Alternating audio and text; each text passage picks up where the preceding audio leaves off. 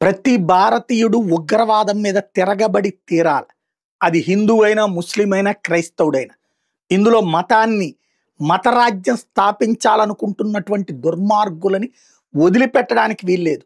మన మధ్యనే ఉంటూ డాక్టర్లుగా, లేకపోతే ప్రొఫెసర్లుగా, లేకపోతే యునాని వైద్యులుగా ఇట్లాంటోళ్ళు ఇప్పుడు దొరికినటువంటిది. ఇవాళ ఈ పరిస్థితి ముస్లిం సమాజం మొత్తం అలర్ట్ అయ్యి చూడాల్సిన అంశం. ఎందుకంటే మన మధ్యలో ఉన్నటువంటి మన బిడ్డలు ఇట్లాంటి అకృత్యాలకు పాల్పడుతుంటే మనం కంట్రోల్ చేయకపోతే దేశంలో ఏకాకులం అవుతాము.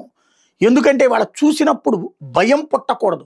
మనం బాయి అనుకునేటటువంటి. ఇక్కడ ప్రతి ముస్లిము ఎవడు తీవ్రవాది కాదు. తీవ్రవాద భావజాలిక ముస్లిములని కాపాడేటటువంటి ముస్లిముల్ని కంట్రోల్ చేయాలి. ఉగ్రవాద సంస్థలు ఉగ్రవాదులే అన్నటువంటి తేల్చి చెప్పాలి. ప్రతి ముస్లిం తీవ్రవాదానికి వ్యతిరేకంగా రియాక్ట్ కావాలి.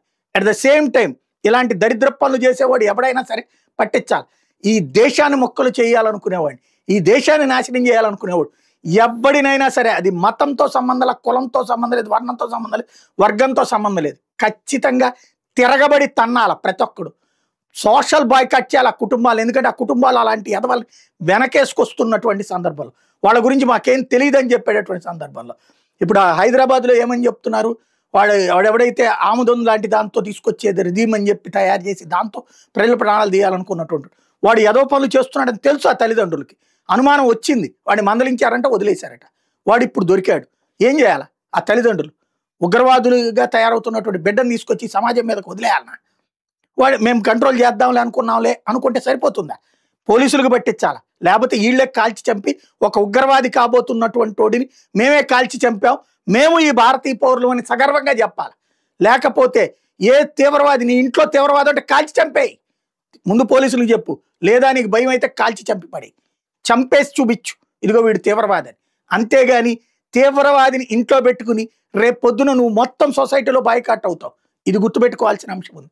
అట్లాగే తీవ్రవాదాన్ని తీసుకొచ్చి రాజకీయ దిక్కుమాలిన కారు కోతలు కూర్చోండి, చెప్పుచ్చు కొట్టండి.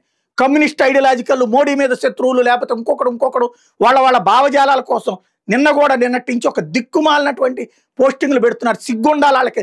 నోట్లో అన్నం తింటున్నారా, పెంట తింటున్నారా అన్నటువంటి. ఎందుకంటే వాడు వాడుతున్నటువంటి పదజాలం ఏంటి? బీహార్ ఎన్నికల కోసం చేస్తున్నారా? ఎవరు? మోడీ చేస్తున్నాడు బీహార్ ఎన్నికల కోసం. సిగ్గుండాలి కదా వాళ్ళకి. ఆ మాత్రం కామన్ సెన్స్ కూడా లేదా?